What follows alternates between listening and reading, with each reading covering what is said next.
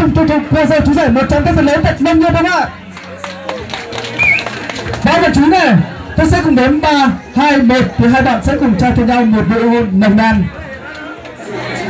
3, 2, 1, muốn xin phép được bắt đầu 100 các phần lớn quý vị ơi.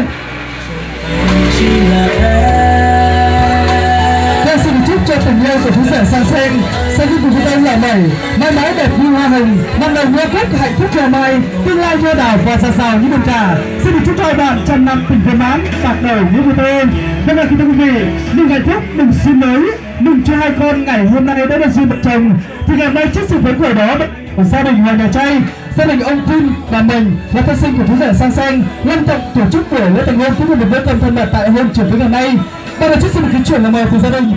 Ở phía này cũng đây để giúp quý chúng ta sẽ cùng di chuyển vào vị trí bàn nước sang mặt tiệc, dùng đại tiệc thân mật cùng gia đình trong buổi tối ngày hôm nay. Chúng ta được kính mời toàn thể quý vị.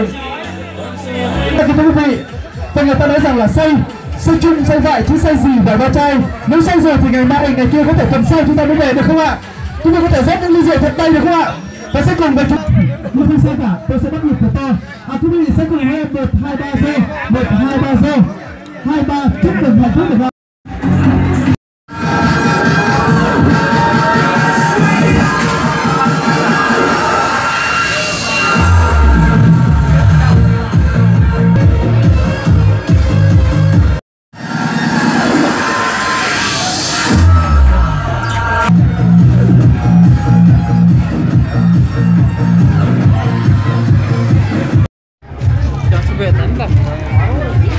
Để nó chỉ tóc đúa con lùa.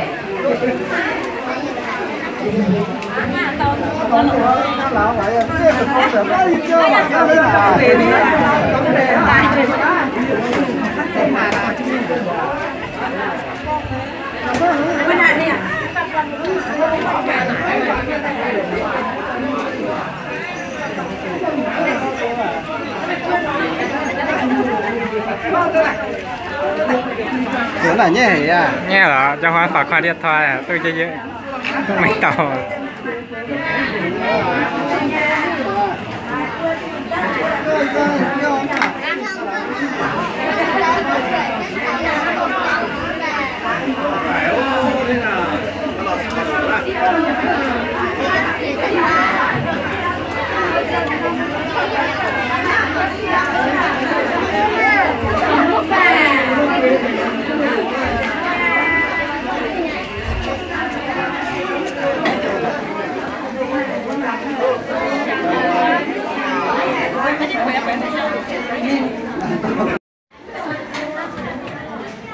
Là bò à?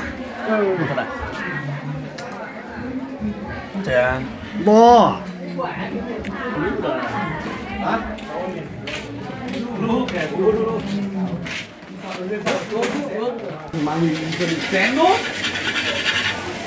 Ô, với yêu miền là sao mà tao rồi sao over.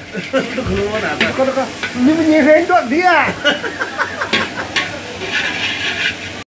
Nào mình cùng lắc lắc lắc, nào mình cùng nhún nhún nhún. 1, 2, 3, 1 dồn lỗ, 2 lỗ dồn, 3 dồn lỗ, 4 lỗ dồn, 5 dồn lỗ, 6 lỗ dồn. 1, 2, 3, anh dồn đi.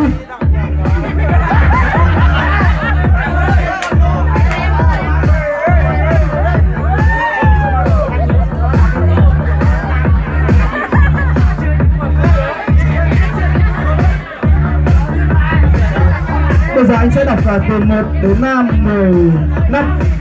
là 1 dồn lỗ, 2 lỗ dồn, được chưa? Anh bây giờ đọc và em xin làm nhá.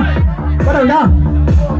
1, 2, 3, 1 dồn lỗ, 2 lỗ dồn, 3 dồn lỗ, 4 lỗ dồn, 5 dồn lỗ, 6 lỗ dồn, 7 dồn lỗ, 8 lỗ dồn, 9 dồn lỗ, 10 lỗ dồn, 11 dồn lỗ, 12 lỗ dồn. Anh dồn đi.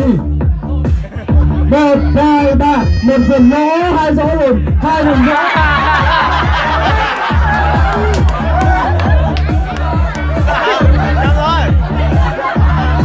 Anh bảo đến câu thứ 2 là anh đã dồn sai rồi, chứ lại thế mới chết không như vậy. Cái dồn này phải dồn chuẩn như vậy, thế nào anh dồn đi đâu ấy, chuẩn quá. Ok, cảm ơn anh rất nhiều, anh đã tham gia trò chơi lần này. Anh em bắt tay cái nhá. Đây anh ơi, qua đây anh em mới bắt tay cái cho gần gũi nhau hơn nào. Trò chơi chúng ta đã rất là vui, ok, cảm ơn tất cả mọi người rất nhiều. Và tiếp theo đến bạn nữ rất là xinh gái trong buổi tối hôm nay. Em đã đồng ý tham gia trò chơi trong buổi tối hôm nay chưa ạ? Em đã đồng ý chưa? Đã sẵn sàng chưa? Hết mình chưa? Đây phải nhiệt tình nhá. Em xinh gái nhất trong buổi tối hôm nay tìm mãi chẳng thấy các bạn nữ chạy đi đâu hết rồi. Mời mãi chẳng thấy ai lên, buồn thế không chứ lại. Lại sắp càng Thái Lan này. Nào ok, chị đồng ý chưa? Đồng ý rồi chưa? Ok, MC bạn này mà nói được là MC phải uống vài chén được, chấp nhận, MC chấp nhận luôn, đồng ý luôn. Nhưng mà nếu mà bạn không đọc được thì bạn phải uống vài chén. Và chú rể cũng phải uống vài chén, đồng ý không? Đồng ý không? Bây giờ quy định, không bây giờ mình nói như này, quy định là của chú rể ra. Chú rể ra quy định thì chú rể cũng phải uống. Đồng ý chưa? Nào ok, bạn sẽ làm cùng MC làm nhá. Nào, được chưa? Đồng ý chưa? 1, 2, 3, nào mình cùng lắc lắc lắc, nào mình cùng nhún. 1, 2, 3, 1 dồn lỗ, 2 lỗ dồn, 3 dồn lỗ, 4 lỗ dồn, 5 dồn lỗ, 6 lỗ dồn, bạn dồn đi.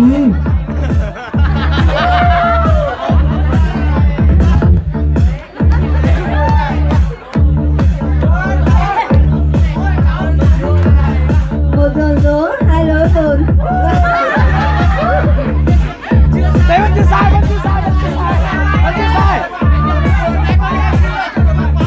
Ưu tiên con gái đi cho được lại đi. 1 dồn lỗ, 2 lỗ dồn, 3 dồn lỗ, 4 lỗ dồn, 5 dồn lỗ, 4 dồn.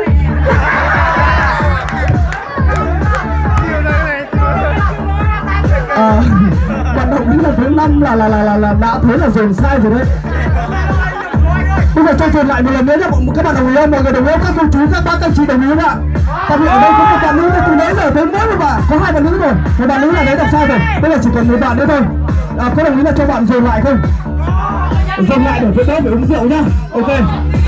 Nhưng mà còn anh trai, anh ơi đứng ở đây đi. Nào nhá, ok, làm lại nhá. Nào, sẽ làm cùng MC làm nhá. Ok, 1, 2, 3, nào mình cùng lắc lắc lắc, nào mình cùng nhún. 1, 2, 3, 1 dồn lỗ, 2 lỗ dồn, 3 dồn lỗ, 4 lỗ dồn, 5 dồn lỗ, 6 lỗ dồn, 7 dồn lỗ là chị dồn đi.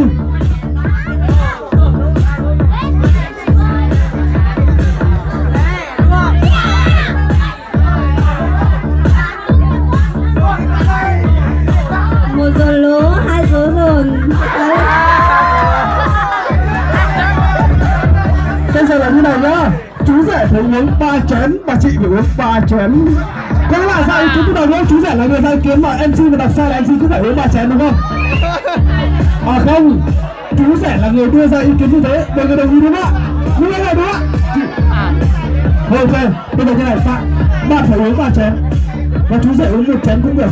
Tại vì ngày hôm nay chú rể đã say rồi. Tiếp rất là nhiều bạn đã cùng dành tình cảm đặc biệt của mình trở về tại hôm tiệc cưới. Chúc hạnh phúc tới hai bạn trong buổi tối hôm nay. Đấy, không sao, uống chỉ gọi là một tục lệ cũng là không quan trọng là phải uống nhiều quá. Bữa tay MC hấp rồi nè. Ok, bây giờ mình lên tay làm cho bạn để uống rượu ra, cổ vũ tinh thần nữa. Vui quá đúng không? Vui quá. Thôi tuyệt vời. Ok, xin cảm ơn bạn rất là nhiều. Chúng ta bắt tay một cái cho nó gần gũi nhau hơn nhá. Ok, cảm ơn bạn rất nhiều. Đây tụi bạn lên. Ok, đây hỏi phí cho giới thiệu bạn phí chưa biết tên tuổi lên đây. Bạn tên là gì nhỉ? Tại vì là thực ra đều có 2 bạn nữ, mọi người bạn đầu tiên không biết là bạn ấy đi đâu mất rồi. Bạn có thể giới thiệu đây mời bạn lên đây nữa. Thực ra thì mời mãi các bạn nữ mà chả thấy ai tham gia. Mời các cô, mãi các cô cứ lên phạt kéo các cô chạy mất. Các cô ơi, vui phải vui đến đây là phải vui hết mình, chúng ta ngại gì đâu. Sân khấu hôm nay là của nhà mình, sân khấu là của nhà mình, chúng ta hết mình đi cháy hết mình trong đây này. Ok.